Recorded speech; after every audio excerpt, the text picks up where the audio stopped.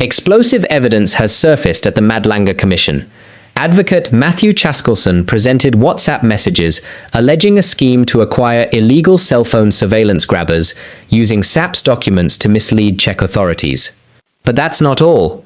The evidence points to Eswatini as the real buyer, while another mysterious contact linked to former Deputy President David Mabuza's initials was raised in connection with a possible arms deal. And then came a surprising farm connection involving businessman Suleiman Karim. What is really going on behind the scenes? Stay with us as we break it all down. Still on the Kuruleni connection, which we had got to,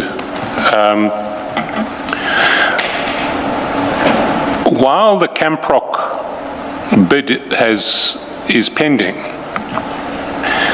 if we go to page 92,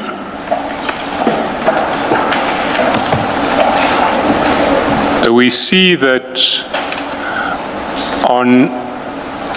at chat number 4, on 23 September 2023, and remember the bid was awarded in November and Mr. Msibi had identified it in April. On the 23rd of September, chat number 4, Mr. Motsumi sends a contact card to Mr. Msibi, and that contact card is at page 93. And again, is it just check that it's redacted? Okay. It's the contact card for Ms. Mashazi, who was then the city manager of Ekurhuleni and who has appeared before this commission and whose connection with Mr. Msibi was previously unknown. Having received the contact card for Mr. Msibi, for Ms. Mashazi, Mr. Msibi then on the 25th of September called her. That's at page 26.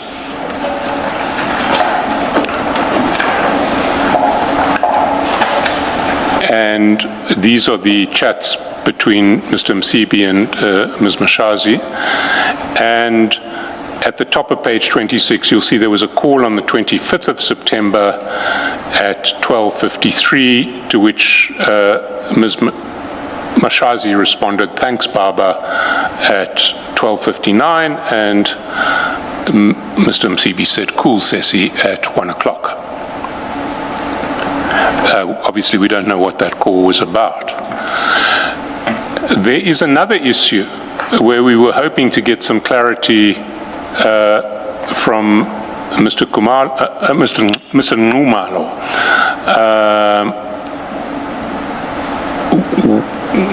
which happened while this bid was pending. That is to be found at page 143.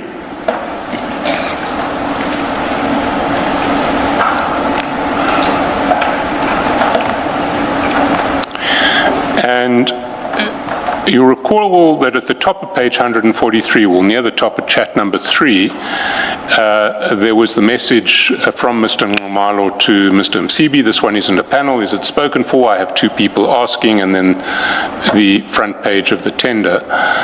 At chat number 6, there was another message that caught our eye, because Mr. Nxumalo writes to Mr. Msibi, "Euro banks closed at 4 p.m. We've locked the trade, so she will receive 46,256 euros and 98. I'm not sure whether it's cents or centimes that are the cents for the euro. Now that's just under R1 million. We did do the exchange rate there, and it was roughly 18 rands to the euro, so this came in at just under R1 million. And Mr. Msibi responded, "You're the best, my boy." We were curious as to who was getting this payment in euros, so we asked Mr. Nxumalo, and that question is at page 170. 170. 170.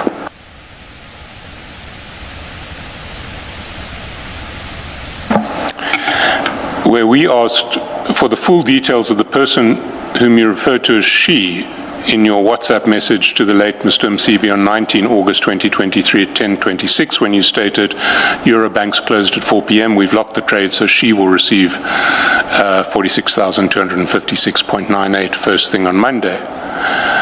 Which message also appears in the extract of WhatsApp chats between yourself and the late Mr. Msibi, which was attached to our notice. Unfortunately, if not unsurprisingly, Mr. Nxumalo couldn't help us. His answer was at page 177. Paragraph 21. The message referred to in paragraph 2.5 reads, Eurobanks closed at 4 p.m. We've locked the trade, so she will receive 46,256.98 first thing on Monday. It appears that item 6 of the extract dated 16 August 2023 and is likewise marked incoming. I have no recollection of this message, of the trade to which it refers, or of the person referred to as she. I'm accordingly unable to furnish the details sought in paragraph 2.5 or 2.6. At best, I simply recall that the late Mr. Msibi had dealings in foreign countries, the intricate details of which, however, I have no personal knowledge. Should the Commission be in possession of further material relating to this message, including any further portion of the chat extract, I request it be furnished to me, and I undertake to supplement this statement promptly upon receiving it. Well, we haven't written back to Mr. Nxumalo yet, but he's now seen what we know in relation to this trade, and maybe it might jog his memory.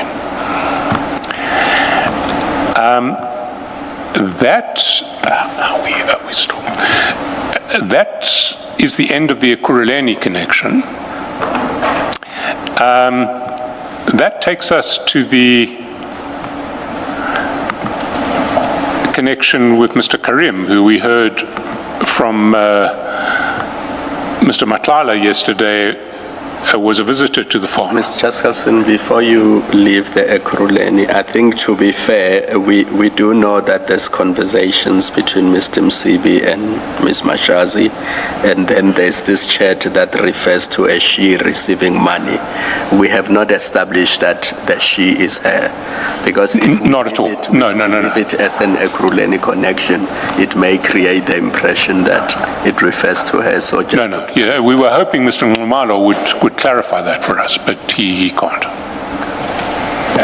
As things stand, we have no evidence. We will try to clarify that. We, in particular, will go to the Reserve Bank and see if they can trace details in relation to that trade.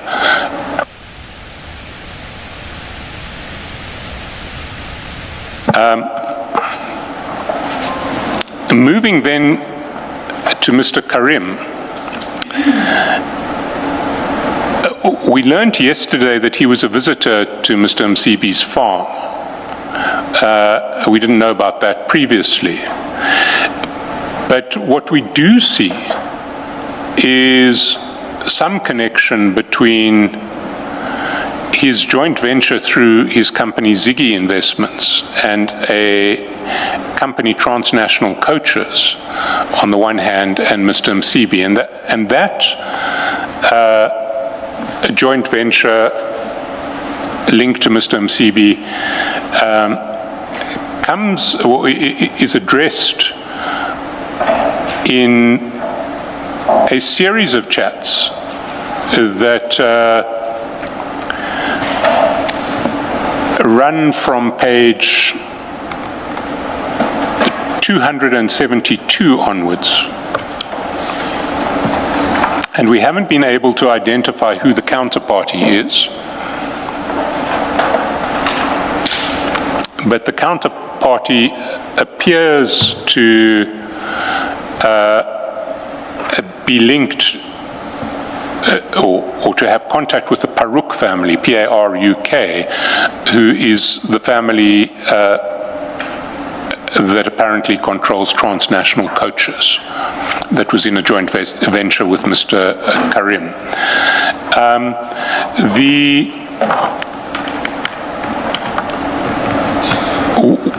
And those chats, evidence evidenced a number of things. The first is communications in relation to the status of the subsidized bus transportation contracts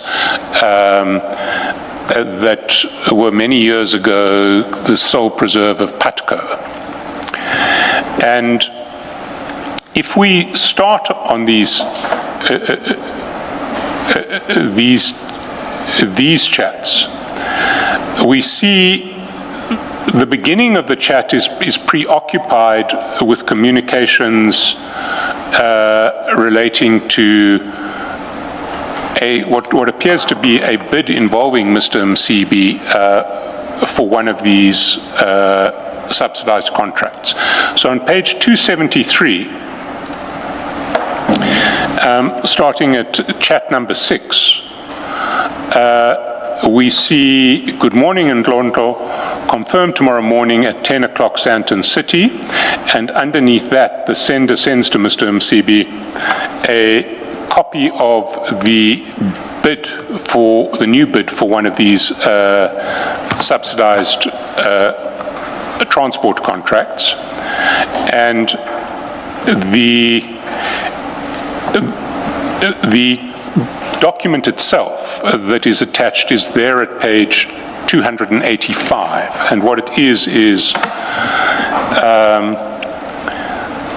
a series of tenders which are invited for the supply of quality road-based subsidized public transport services for Gauteng province, and there are 8 of these routes that are put out to tender, one in Soweto, one in Hammanskraal, Tembisa Tsakani Vosloorus is the 3rd, Soshanguve is the 4th, Mabopane Garankua, Sebokeng Orange Farm Lenasia, Atridge Mamelodi, and 2, maybe 3 of those traverse areas which were previously under the control of, well, originally Bophuthatswana, then the Northwest, and in respect of which the Northwest Transport Parastatal, who will come to at a later stage, had been running these contracts on buses that were rented to it by the Ziggy Transnational Coaches joint venture.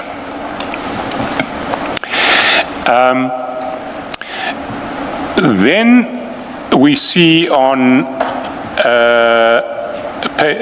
the next page, 274, at the top of the page, Mr. Msibi sends a screenshot.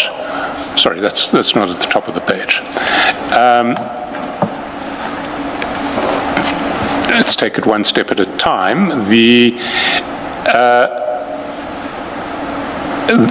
There is a screenshot on 270, sorry, before we get to the screenshot, I'm sorry, I'm losing my notes here. At 274, the sender sends to Mr. Msibi requirements of what the subcontractor is going to need: CSD, BE level, operating license, routes that are given to the subcontractor with financial amounts, and percentage of the network sum contracted. Then in chat number 4. Sorry, should we not be flighting this?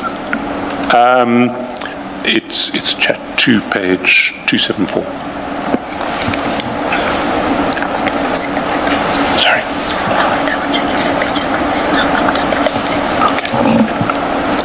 We may have, again, redaction problems, but they won't affect the next issue. So, chat 2, these are the requirements that the sender forwards to Mr. Msibi: CSD, BE level, operating license, routes that will be given to the subcontractor with financial amounts, percentage of network subcontracted. Mr. Msibi then in chat number 4 sends back details of presumably the entity, his entity that's going to be the subcontractor, and that is Themi Style again, the company that we've seen previously. It is that particular image that he sends back appears at page 287.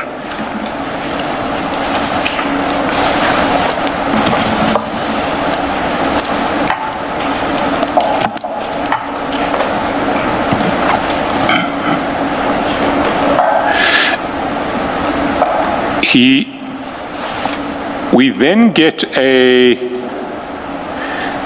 series of further exchanges, but the one that is of significance is that we get the sender sends a message. Well, first we get details. There is a letter at the foot of page 275 that is sent. Sorry. Apologies, Chair. My notes are out completely. It's actually at the top of 275 that the letter is sent. It's chat number 1. And that is a message from the State Attorney saying that the Minister is going to abide a dispute that is before court in relation to the existing contract, because PATCO has taken the Minister to court over the decision to put the tender out afresh. And the Minister has decided to abide that.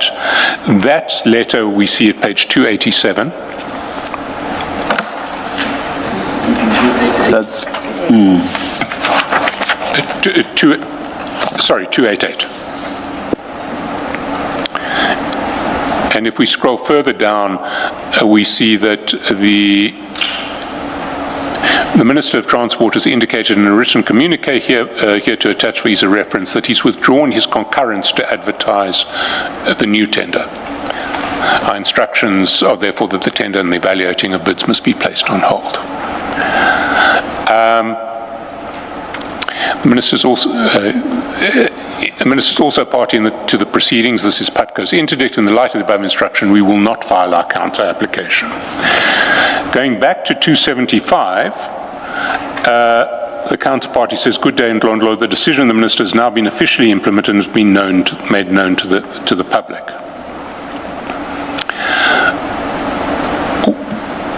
We go over to the next page, and the name and we are redacted. On the 19th of February, the name of a member of the Paruk family with his ID number and his Mauritian phone number are forwarded to Mr. Msibi. And on the 21st of February, the judgment in the interdict is handed down, and PATCO, that judgment is in the bundle at page, I think it's 289. From 289, and PATCO is successful, 290. Sorry, 294, and PATCO is successful. So PATCO, if we go down to the order, we see that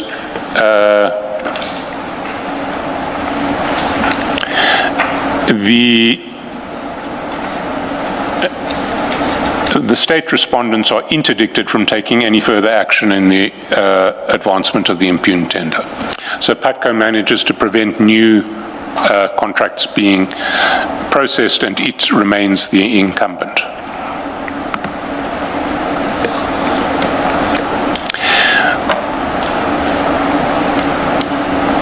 We then see the emergence of the link to Mr. Karim and Ziggy Investments, because at the top of, and again we don't fully understand the arrangements that are in place, but at the top of page 277 there is a payment. Proof of payment is sent to Mr. Msibi in chat 1, and that proof of payment at 313 is a payment of 700,000 rands from transnational coach lines to Santaco, the South African national taxi association. And if we go back to page 277, we see in chat 3 that the sender is saying, now I'm waiting for the 300,000. So the payment should have been $1 million, but it was 300,000 short. And the explanation that comes is furnished in chat number 5, where what is forwarded to Mr. Msibi is the document at page 314, which is that Northwest Transport Investments and Northwest Star, who are the Northwest bus companies who are using buses rented to it by the joint venture between Transnational and Mr. Karim Ziggy Investments, are in arrears. They're not paying the joint venture, and so the joint venture is short on paying Mr. Msibi. And if we read this... Chaskalson, when you say paying Mr. Msibi, you mean Santaco. Okay. Although at a later stage, it may be Mr. Msibi. We'll get to the later payments. At a later stage, what we see is quite extraordinary. The joint venture claims in paragraph 3 that the Northwest companies are indebted to it in an amount of 335 million. So this is a huge amount that Mr. Karim's joint venture is owed, or allegedly owed, by the Northwest. This issue in relation to payments drags on. And so at 279, we see a screenshot at the top. And the screenshot is a chat between the sender, who we have not yet identified, and Mr. Suleiman Paruk, who is saved as Sol Paruk. And there, the account that is given, well, what the screenshot says is, Sol Msibi accountant is asking whether we paid his money, and now it's the accountant of Mr. Msibi is asking whether we, who is the sender, and Mr. Paruk have paid Mr. Msibi's money, and the address that is given is Tukofan Pty Limited. Sorry, Mr. Chaskalson, maybe I missed it. You referred us to the screen grab, but you did not refer us to the pages. Oh, sorry, 316. 316. Oh, thank you, thank you.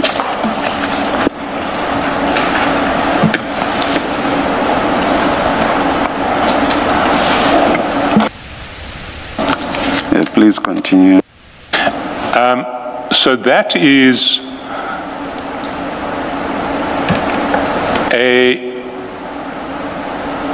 an account is given for Tukofan Pty Limited, who must be paid. If we go to page 352, we see the win deed for Tukofan, and there we see that Tukofan was a company in respect of which Mr. Msibi himself was a director. But he is listed as deceased, and so he's no longer a director. But if we go down to page 353, we see that he was a director until 2024. So at the time of this correspondence, he was a director of Tukofan.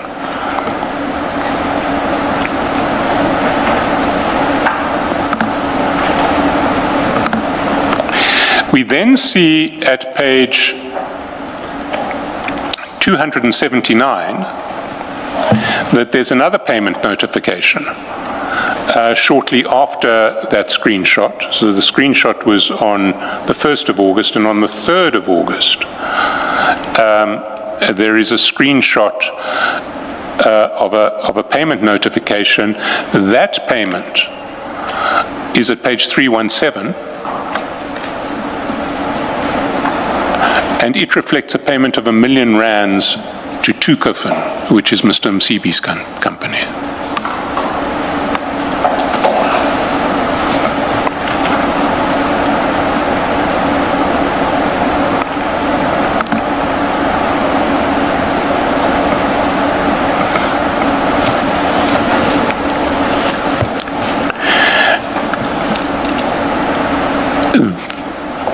There is then an intersection of these chats with other chats that appear to be with Advocate Makosini Msibi, who was the CEO of he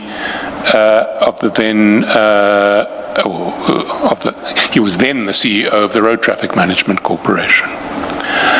And if we start at the 16th of August, at page 279, there is a video that is sent from the sender linked to the transnational Ziggy joint venture. That sender sends to Mr. Msibi at 9:14 p.m. a video of a crowd protesting. And if we can just play that video. Mr. Chaskalson, you say this is with Mr. Makosini? Not yet. That video will be forwarded to Mr. Makosini Msibi. This is a video that's sent to Mr. Jotham Msibi from the sender involved in transnational and Ziggy.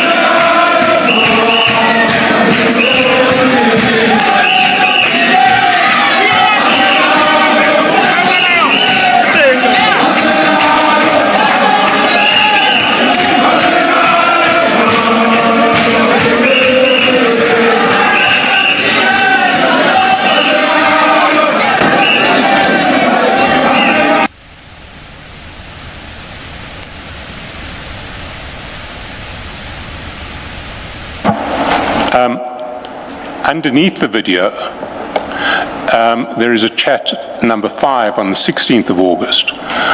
Msobo said, I must phone you and send these videos. Now, if we go over to the chats with Advocate Makosini Nkosi. So do we have any idea what this video is about, or is that going to be clear? It's not entirely clear, but we think we think that we will, when we get to those chats, we'll get more clarity on it. Okay, all right. And you said Makosini Nkosi. You meant Msibi. Yes. Sorry. Yes. You took us to which page now? I'm sorry. 324. 324. Thank you.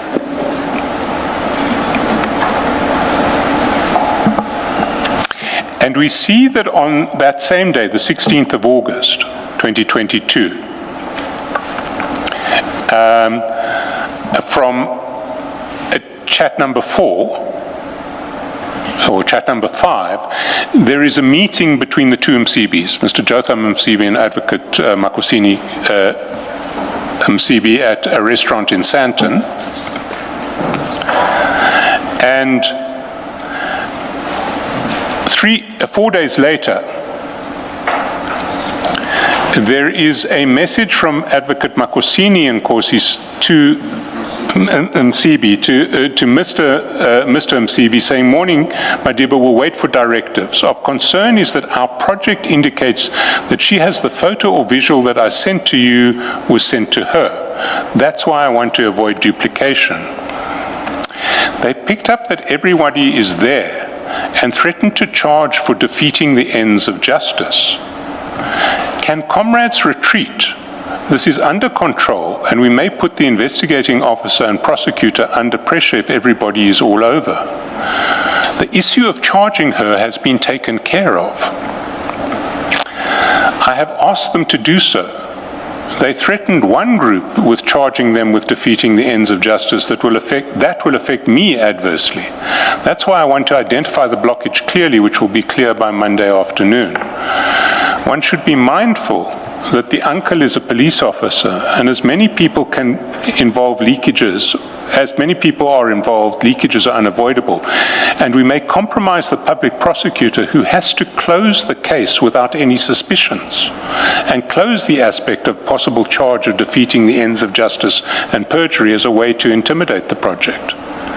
That's why I say leave it for now. It seems to me it's not clear which prosecutor will deal with it. The matter is with the provincial office. We don't know their program. They're the ones who got the withdrawal on Thursday, despite the claim by a number of people. They have their plan. Now, we haven't worked out what this is about, but it does seem that there is an attempt to interfere with prosecutions in relation to defeating the ends of justice here. And the very next message that Mr. Msibi sends to Advocate Msibi is Transnational Coachliner and Ziggy joint venture, which is sent, I mean, it's sent 2 weeks later on the 9th of September, but that is the message that his counterparty, that same message, has sent to him on the same day. So we see on the 9th of September, if we go back to 280,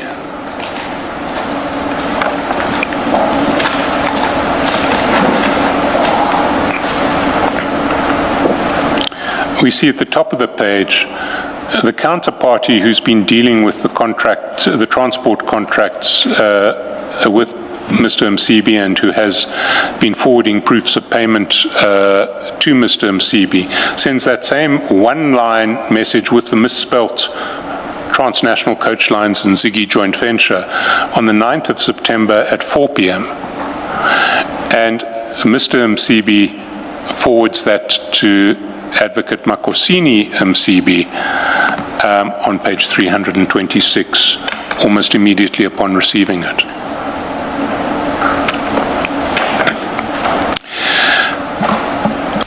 We weren't ready to flight all of these